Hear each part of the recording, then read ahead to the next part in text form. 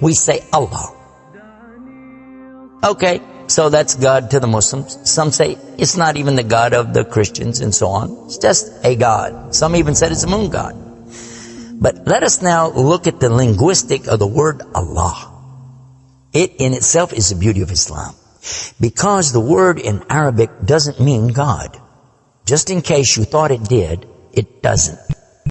Because we have a word in Arabic for the word in English, God. It's called Ilah. Ilah, God. God, Ilah. That's the word. But when we speak about the one and only God, the one that's to be worshipped, the God of Adam, the God of Abraham, and the God of Moses, God of Jesus Christ, peace be upon him, and the God of Muhammad, peace be upon him, we're talking about essentially the only God that's worthy to be worshipped. No other God. Now, what would be the proof for this? I realize that we have a lot of detractors who will say, no, it's not true, I don't believe it.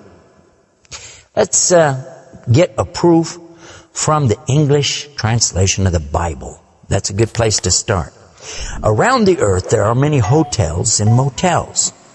And almost every one of them that you go to, there's a drawer beside the bed that when you open it up, you'll find a book in there and you'll take it out. Now, what is that book? And you already know the answer. It's the Bible.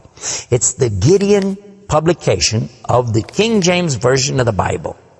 The Gideons are very proud of it because they've translated it into so many languages. If you'll turn a few pages right in the beginning, you'll find examples of the translation to Chinese and Korean and into Urdu, the language of Pakistan. You'll find it into Tamil. You'll find it translated into Afrikaans language, which happens to be the first. And the second language translated to is Arabiya, Arabic. And there is an example of each one of these languages from the verse in the Gospel of John, chapter 3, verse 16. And you know it very well. For God so loved the world. That's how it begins. And if you look in the Arabic language, the example that they gave in that Bible, it says Allah. Allah. That's what it says. For Allah so loved the world. So if it's not the same God, then why? All over the entire earth, everywhere I go, I find this exact same word being used in the Bible of the Christians. Now you might say, what about the Old Testament? Well, just in case you would like to check it out, you can obtain a copy of this from our website. It's called The Beauties of Islam. Let me spell it out for you. It starts with B, beautiesofislam.com. Go there and see for yourself. The example is right there. Page 1 of the book of Genesis, of the very beginning of the Quran. Page 1 has 17 verses. And there's the word Allah.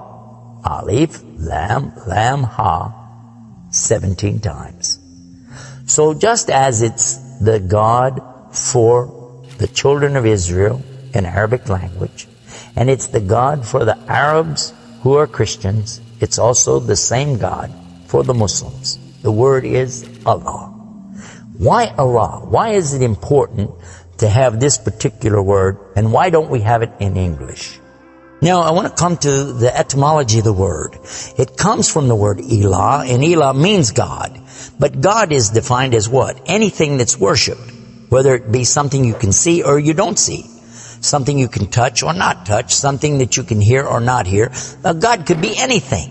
A God could be a rock, a stick, a stone, a bone. A God could be something that you can make with your hands. A God can be something you could use your imagination for. It could be a human being. A God could be anything. G-O-D, God could be anything. But there is no word in English for Allah. So when you translate the word Allah to be God, you've actually diminished the meaning of Allah. That's why whenever you translate the Bible from English to Arabic, you need to use the word Allah instead of God with a big G, which now gives us a clue to the problem.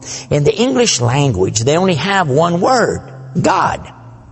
Little G-O-D. It means something worshipped. It could be idols, images, pictures, statues. It could be human beings. It could be anything. This is God's. Little G-O-D-S. But when you mean the God, you have to capitalize the G. You have to make a big G.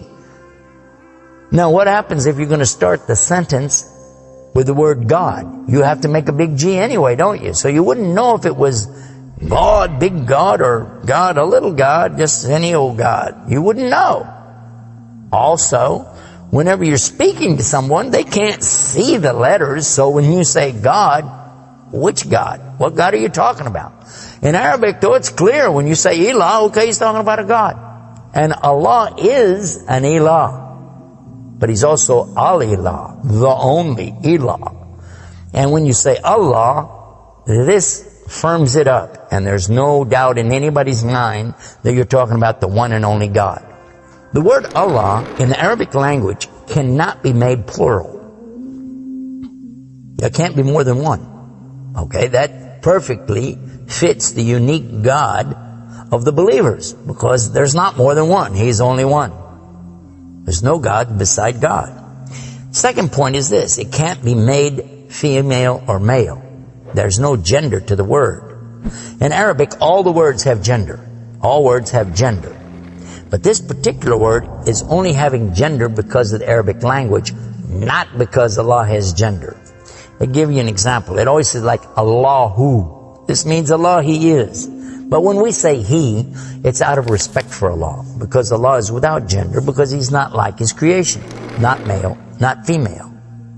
Additionally, we find that the examples in Quran, for instance, when Allah is talking about Himself, you'll find it says Nahnu.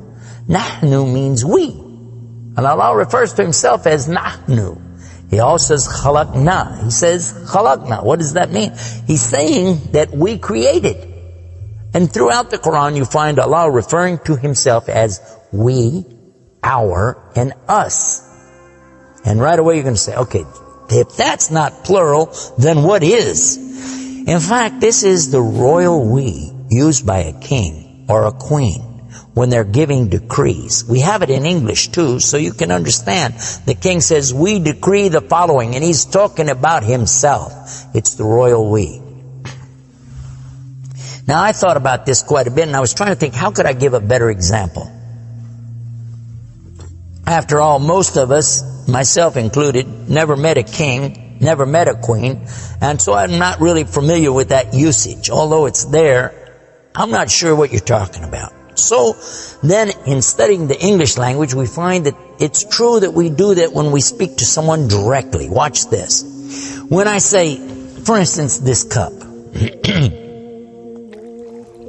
Okay. I would say, this is a cup. This is a cup of tea. I would say, this book is. I would say, those artifacts are. Those are. This is. These are. So I'm saying is and are. Did you catch this now? These things are. This is. Now when I speak to a human being, how do I do this? Well, I will say, you guys, all of you are. All of you are. A-R-E. But when I speak to somebody directly, do I say you is or you are? I will say you are. Why? Simply because this is the respect, honor, and dignity that I'm giving. There's no plural there. When I say to you, you are my friend. You are a lovely person. But why am I saying are? Why aren't I saying is? You is my friend. You is a lovely person. You'll say, man, this guy doesn't know English language.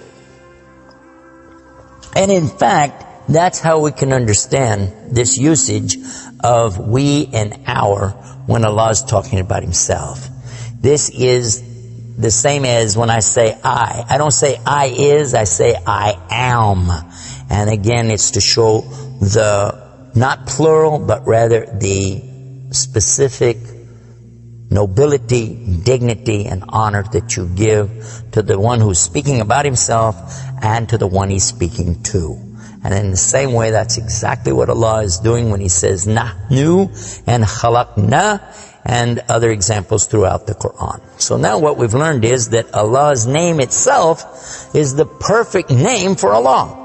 It is something that is so fantastic to describe who He is and who He isn't. The one and only God. There is none other like Him, nothing like unto Him, Allah, and at the same time, the dignity, the royalty, the honor that's due Him is contained in His name. Not like anything else, not male, not female, and yet He is the all Allah, the only God.